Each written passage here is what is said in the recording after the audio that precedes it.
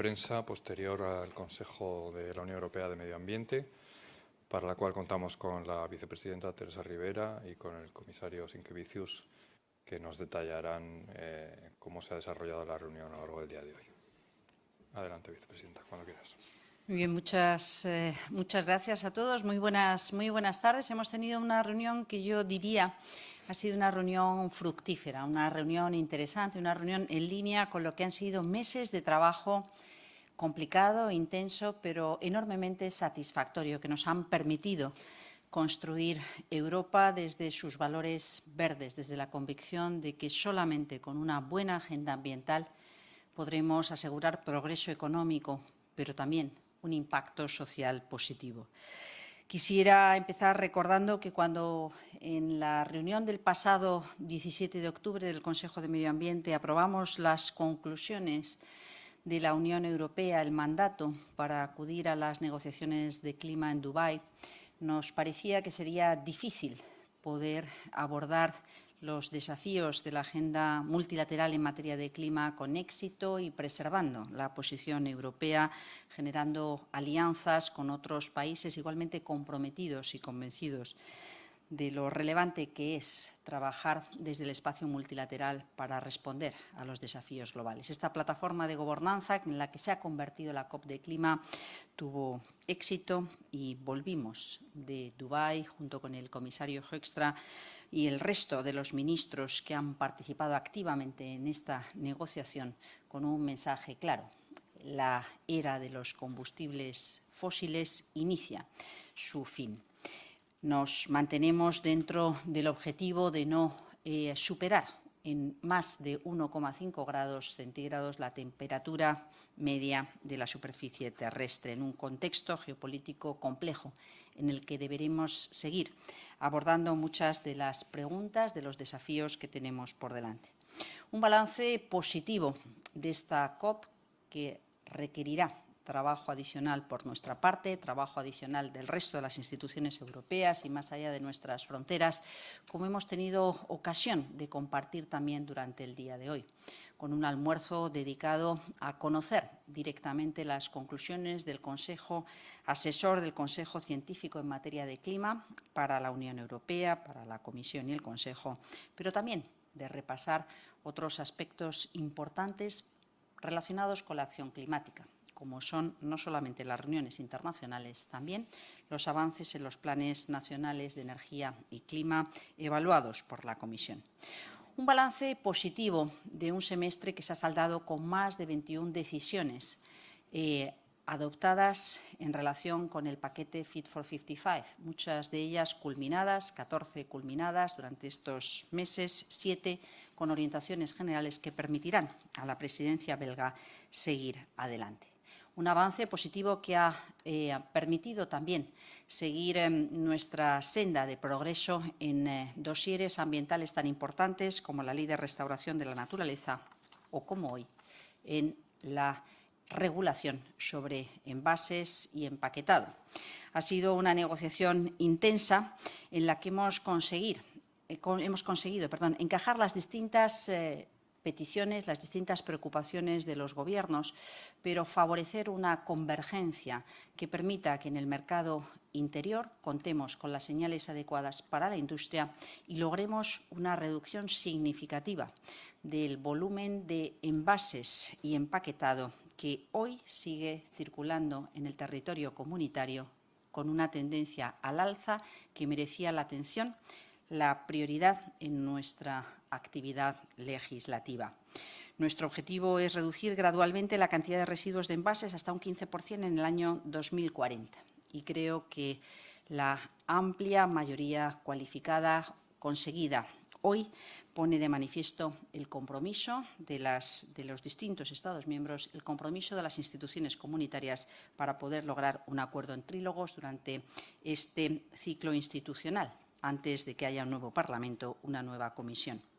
Hemos abordado también la Directiva de Vigilancia del Suelo, de monitoreo del suelo. El suelo es un bien escaso, limitado, enormemente importante para generar riqueza, para garantizar la seguridad alimentaria, para garantizar el estado de salud de la biodiversidad. Esta propuesta de Directiva de Vigilancia del Suelo ha sido sometida a la consideración del Consejo para poder disponer de una orientación general que permita seguir adelante y garantizar la gestión sostenible del suelo y la restauración de los terrenos contaminados. También venía a este Consejo con voluntad de poder contar con una orientación por parte de los ministros, un debate de orientación general, el marco de vigilancia forestal de la Unión Europea. Unos bosques que sirven en la Unión Europea como en el resto de las partes del mundo, pero que cuentan con una presencia mucho más elevada de lo que a priori se pudiera pensar para garantizar servicios ecosistémicos básicos, para garantizar el papel de termostato sobre la temperatura, la captura de CO2, el proteger nuestra salud gracias a la absorción de distintos gases o garantizar reservas de biodiversidad en buen estado, fijación de población en el territorio y otros muchos servicios ambientales que merecen la atención, la protección, pero también la vigilancia, el monitoreo para poder seguir adoptando medidas basadas en datos, en información. También en bosques la ciencia, el conocimiento es fundamental y las instituciones europeas tienen a gala precisamente tomar decisiones sobre la base de buena información, del mejor conocimiento científico en cada momento. Me gustaría terminar esta breve intervención agradeciendo enormemente a la Comisión, a los comisarios involucrados en las tareas del Consejo de Medio Ambiente, su ingente trabajo y el de sus equipos para poder avanzar en una agenda que nos identifica con los valores europeos y que nos permite seguir construyendo nuestro proyecto en común. Estamos en disposición de ampliar el grado de detalle que resulte necesario para que la presidencia belga culmine con éxito este ciclo caracterizado como quizá nunca antes en un mandato de la Comisión, en un ciclo europeo, precisamente por la respuesta verde y unificadora, facilitadora de consensos a nivel europeo en los desafíos que hemos afrontado. Así que muchas gracias, querido comisario, a ti y a todo tu equipo. Yes, thank you very much and good afternoon and thank you for coming. I'd like to begin by thanking Teresa and her colleagues for what has been a truly exceptional presidency. You've managed to deliver agreements on many files that didn't look at all certain a few months back. Of course, nature restoration law, which first comes to our mind, but not only that, eco-design for sustainable products, environmental crime, industrial emissions, waste shipments, and all of this in addition to the remarkable achievements on climate. They really have delivered a colossal amount, and of course, it's not quite finished, and that's why we were here today. There were three main points of business for the environment. First of all, on packaging and packaging waste, then on soil monitoring, and on forest monitoring this afternoon. In the Green Deal, packaging waste is a big deal. Despite the requirements in the current directive, the trends are still going in the wrong direction, in particular for a single-use packaging. So the general approach that we agreed today will take us closer to the Europe's goal for a genuinely circular economy. It reflects the need to reduce waste, to ban or minimize certain types of packaging, and to set up efficient reuse and refill systems. And it establishes EU-wide sustainability requirements, for instance, for recyclability of packaging and recycled content in plastic packaging to ensure a level playing field for all. So, of course, I very much welcome the result. I now look forward, together with the Belgian presidency in charge, but also Parliament, finalizing, reaching the final agreement before the end of the Parliament's mandate.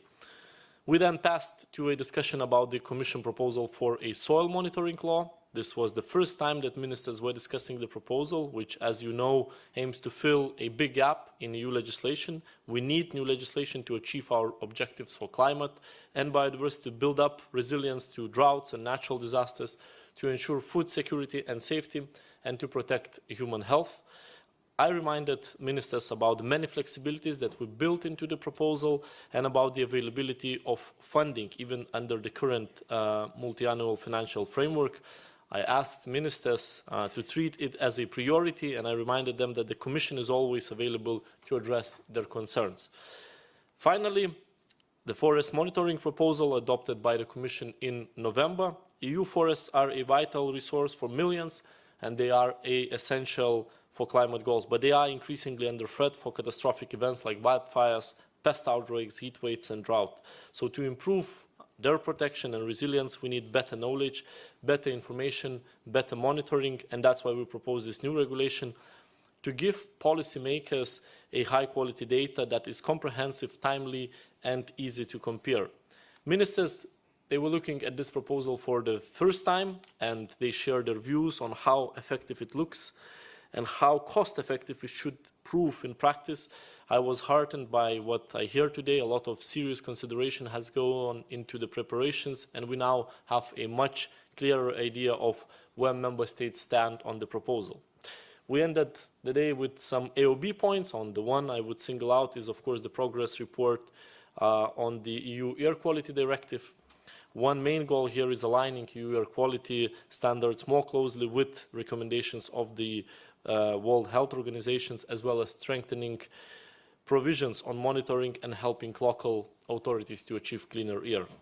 I was very pleased to see that the Council's negotiation mandate has largely endorsed the standards proposed by the Commission, and I think there is now a clear path to reaching an agreement early next year so that this too can be finalized under the current mandate. So I'll stop here. I'll be happy now to take your questions. Thank you, Commissioner. Gracias, Vicepresidenta. Abrimos el turno de preguntas. Adelante. Hello, thank you, Laura. Merci for context. I have a question for each of you. So to the Minister on packaging, you decided to bring some new changes, although you had a majority in the Council. You said that. Why did you decide to still have those changes, even though, and also because it meant adding even more flexibility on reuse? So why didn't you go with the majority you had at the first try? And to the Commissioner on packaging as well, the Commission proposal has been heavily lobbied, criticized, also from your allies in the Green Deal coalition, so-called coalition in the Parliament. And it resulted in a very long list of derogations, both in the Council text and the Parliament text. So looking back, would you have done anything differently to avoid that result? And are you confident you can try to keep some ambition level in the trilogue agreement? Thank you. Yes. No, thank you so much. Yes, I'm happy I've done it. I've introduced 4 issues, and I've got 25 votes for, and a statement from one single country. So I think that it's worth to try to get as many countries as possible, as many member states as possible. And if I couldn't have done that, it may have been quite tough and tiny majority. So I think it is better this way. And of course, it was under the condition not to harm the purpose of what we wanted to achieve. Allow me to repeat, to remind you all what are the 4 minor issues that we have introduced. The first of them, ensuring that there could be a pooling accountability to deal with the beverage recycling and waste management. The second thing was to ensure that there could be a life cycle impact assessment before 2030, which is always good. The third thing was an exception, some additional flexibility for islands with less than 2,000 inhabitants. Very honestly, 2,000 inhabitants in a small island is not irreasonable to provide some flexibility.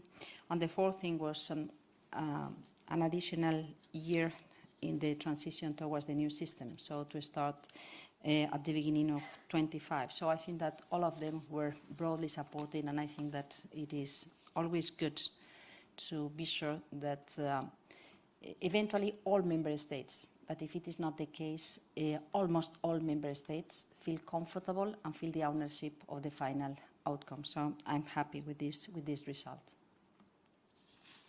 Yes, thank you very much for your question.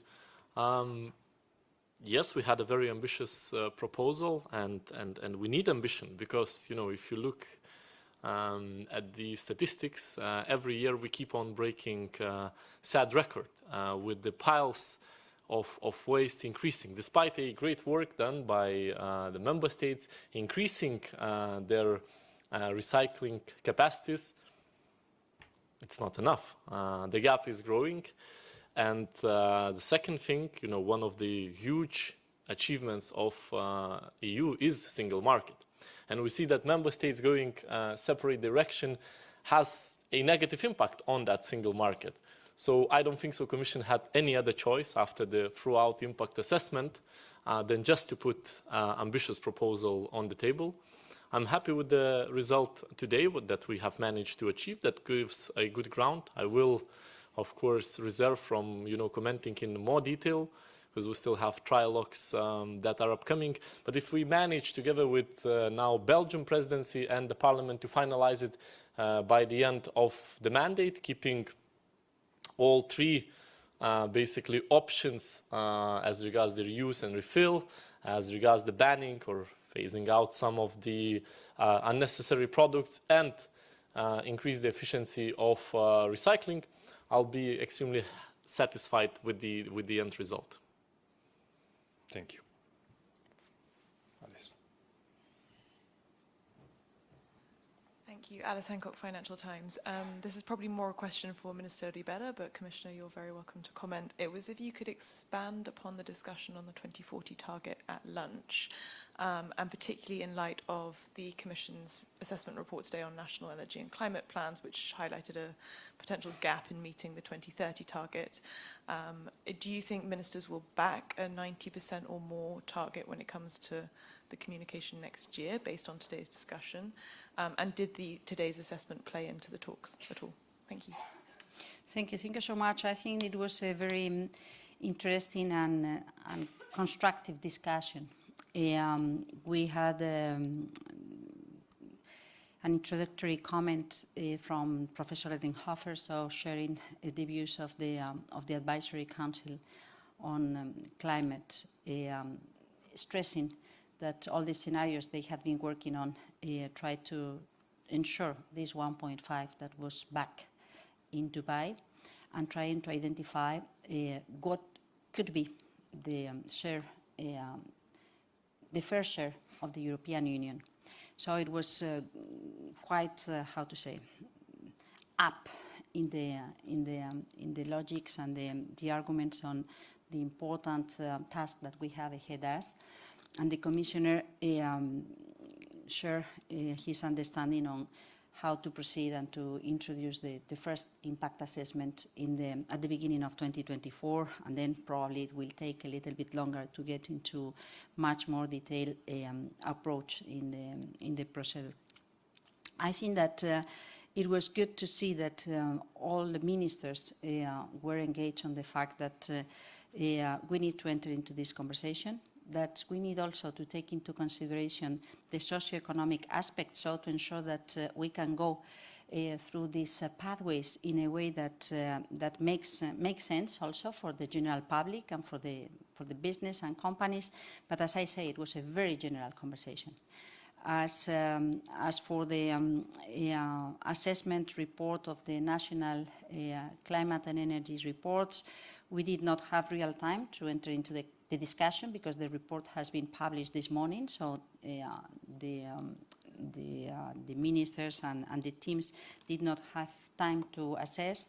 We went through a very quick reading, and I see that there are important messages in this report. Probably the first message is that we still need to work much more, and that there is an effort to be responded in order to ensure that we can count on a complete, comprehensive engagement coming from all member states to ensure that we reach what we expect by 2030. So I guess that it is still work in progress, but the report of the Commission is important, and that could allow a better understanding on where, how there are still weak points that need to be fulfilled. Thank you. Following question.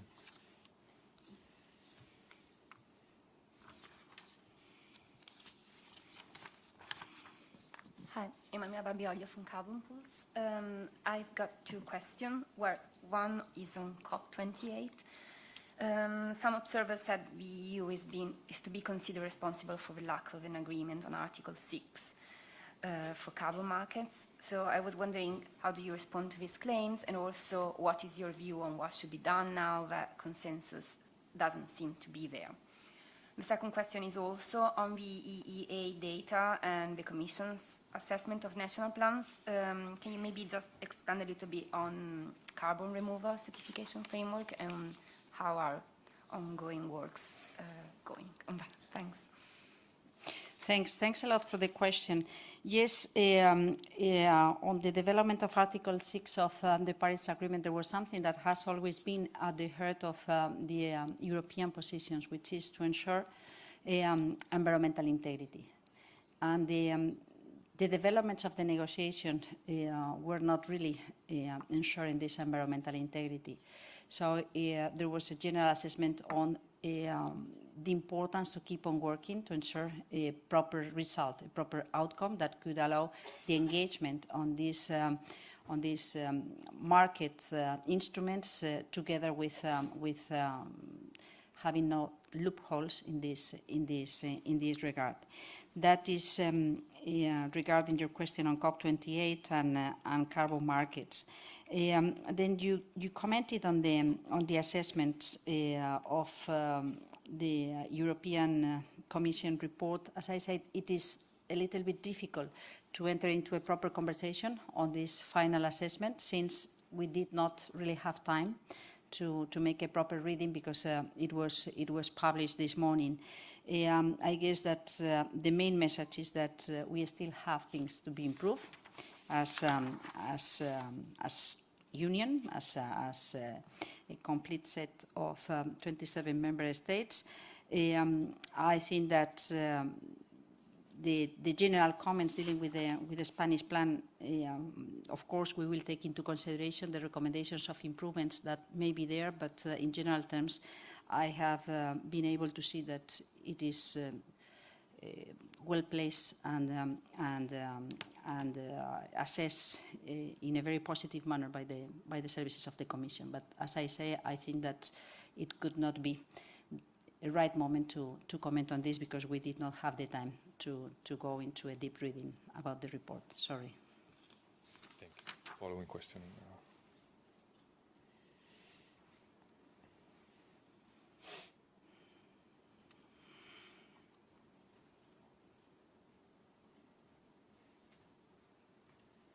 Hola, soy José Manuel Fernández, de Televisión Española. Ya sé que hizo esta mañana unas consideraciones sobre el asunto, pero quería preguntarle si ha tenido ocasión de comentar con el resto de colegas el tema de la exclusión de Doñana de la lista verde de la Unión Internacional. Sí, muchas gracias. No he tenido ocasión. De hecho, he pedido a mis servicios esa carta de la que se hablaba en un medio de comunicación español, y he constatado que la única carta de la que dispone el Gobierno de España lo que explica es que ese espacio natural, que el espacio natural de Doñana está en una situación de suspenso, no de exclusión, sino de suspensión de la lista verde hasta tanto se completen información sobre los indicadores en los que los técnicos, los expertos de la UICN consideraron que la información ponía de manifiesto el incumplimiento de los objetivos, de los parámetros para poder permanecer en esa lista verde. Por tanto, estamos a la espera de ver qué es lo que ocurre, cómo reacciona la administración responsable de la gestión de ese espacio, que es la Junta de Andalucía. Están los servicios del Ministerio en contacto con los servicios de la Junta de Andalucía, y hoy precisamente se celebraba una reunión del Consejo de Participación donde seguro que se ha suscitado este asunto. La reunión del Consejo de Participación, saben ustedes que tenía por finalidad hacer una evaluación de la propuesta del marco de actuaciones para el desarrollo económico y social de la zona de influencia del parque y entiendo que probablemente ha salido esta carta a relucir y espero que esa carta pues, sea pública cuanto antes para que todo el mundo entienda los términos en los que se pronuncia la OICN, los términos en los que expresa la confianza que mantiene en relación con los nuevos desarrollos, tanto el marco de actuaciones ambientales hidrológicas que presenté en Almonte en noviembre de 2022 como el marco de actuaciones para el desarrollo económico y social de la zona de influencia que presenté junto con el presidente de la Junta de Andalucía hace unas semanas. Pero insisto, en estos momentos no puedo decirles más porque la carta me la han remitido los servicios cuando la he pedido hoy mismo e insisto, no aparece la palabra exclusión de la lista verde, aparece una suspensión hasta tanto se clarifique y se garantice el cumplimiento de los términos que exige el poder presentarse en esa lista verde. Desde el punto de vista de la gestión ambiental y política, el mensaje es clarísimo. Ninguna broma con Doñana, máximo esfuerzo con Doñana, máximo compromiso de todas las administraciones. Hemos empezado una senda de trabajo con la Junta de Andalucía que creo que es importante, pero esto hay que consolidarlo y hay que reaccionar rápidamente en línea con las recomendaciones que conocemos. Muchas gracias. Muchas gracias. Siguiente pregunta.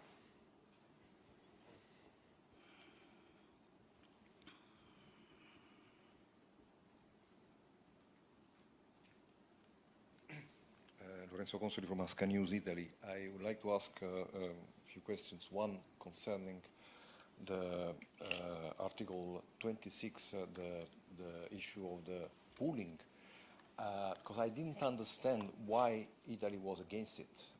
So I would like to know if you understood why it was against it. I mean, what is if I understand that this is for putting together enterprises, and so why should it go against small enterprises if they can go together?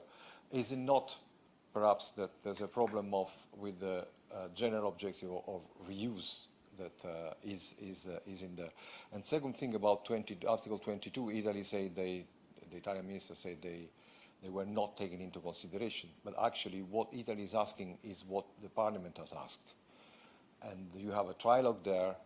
And so, are you confident that you will be able, the Commission as well, will be able to keep the integrity of the regulation by keeping Article 22 and Annex 5, which the Parliament wants to cancel? And the last thing, this is about the whole logic that actually reuse shouldn't be compulsory because otherwise it actually undermines recycling objectives. How can you respond to this? Because this is the Italian logic and the Parliament logic. Actually, they cancelled the 2040 objectives for reuse. How do you respond to this kind of logic that you cannot have reuse and recycling while we have all the waste that is neither recycled nor reused? Thank you very much.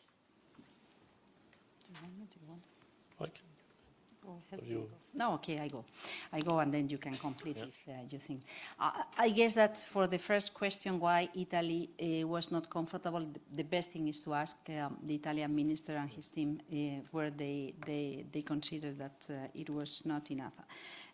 As it relates to the work of the presidency, I could insist on something which I commented at the beginning. For us, it was very important to keep the purpose and the ambition, and to ensure the largest possible back support by the different delegations. And there have been many things that have been worked along the last weeks in technical groups and in COREPER, and we have taken back some flexibilities, as for instance dealing with wine bottles or dealing with cardboards. So to ensure that we could work on things that may have a logic behind and did not undermine the main purpose of this regulation, which is mainly an environmental regulation, but as I said, it is also very relevant in industrial terms. It is also very relevant in terms of the single market. How the efforts being driven by the different member states have been differing to the extent that we are not as efficient, as effective as we could. And this is why it is going to be adopted as a regulation and not as a directive, but also providing some transitional periods to ensure that we are all aligned. There has been something that has been demanded by the Italian delegation, so to add a year in the transition period, and I think that there was an acceptance, not because everybody felt that it was needed, but there was a general acceptance on that. On the pooling, there has been an acceptance, I insist acceptance, because in fact there were many that did not like or did not consider that it was necessary, but there has been an acceptance to use this pooling figure when dealing with beverage waste, but there was a clear opposition to generalize this pooling on whatever waste and packaging waste we could be talking about. And I guess that for some it was already something quite flexible to accept pooling for beverage waste, and for almost everybody it was not acceptable to generalize this pooling on whatever type of waste we could be talking about. Finally, when talking about the relation and the discussions in trilogue between the Parliament and the Commission and the Council, that will be the task of the Belgian presidency. What we have seen coming from the position in the Parliament differs from what we understand is a sufficiently ambitious final outcome, but we have already gone through the different interinstitutional procedures, so we cannot prejudge how things will evolve in the coming weeks. What I know, and I feel quite proud of that, not only because of the work of the Commission's team or the work of the presidency team, but because of the broad work of all delegations, the 27 delegations, is that today we have a robust response that counts with the support of the 26 member states. So I think that it is quite a good result, and that's what I guess the Belgian presidency will try to stick to, the mandate that they have got with this general orientation. Yes, so first of all, on overall the position, I'm really thankful to the Spanish presidency who managed to get almost all, except Italy, on board, and even so, it was still tries until the very last minute. I think it's and the logic behind such decision, of course, should be asked from Italian minister. But I think first of all, what's very important that we are determined to defend our proposal, ambition of harmonized measures, because it aims to achieve three main goals. So first of all, our single market objectives, scaling up circular economy, and of course the environmental goals, which increasing waste is causing more and more harm. So first of all, I think what's very important that we have the first ever agreement on reducing waste, because again, with so much talks and effort put into recycling, we cannot recycle our way out of it. So it's a crucial element that we agree on the reducing of waste, and of course on the Article 22, Annex 5, which is on unnecessary packaging for HoReCa, mainly industry, which absolutely makes a very important part of this proposal. Because as I've said, we need to tap into all the possible potential there. Otherwise, the waste generating is only going to increase and going to increase the pressure. So therefore, I think it was a very ambitious agreement that has been achieved. We still cannot preempt what's going to happen in the trilogues. Position, they do differ, but Commission is going to play its role as an honest broker to find a way through. But I believe that this is a extremely important proposal. Important not only domestically, as I said, dealing with the increasing piles of packaging waste, but also internationally. We can send a very powerful signal, because today, under one of the AOB points, we also discussed international negotiations on stopping the plastic pollution, which we know that waste packaging is going to play a crucial role there. So I think today we have seized this opportunity. I'm very thankful to the Spanish presidency, and I look forward for next year to start the trilogues and hopefully finalize them by the end of the Parliament's mandate.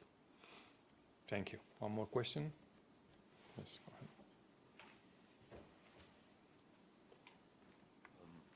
Hi, this is Fabio Napoli for the Policy Europe News Agency. I got a question for both. I would like to know if you share the German position,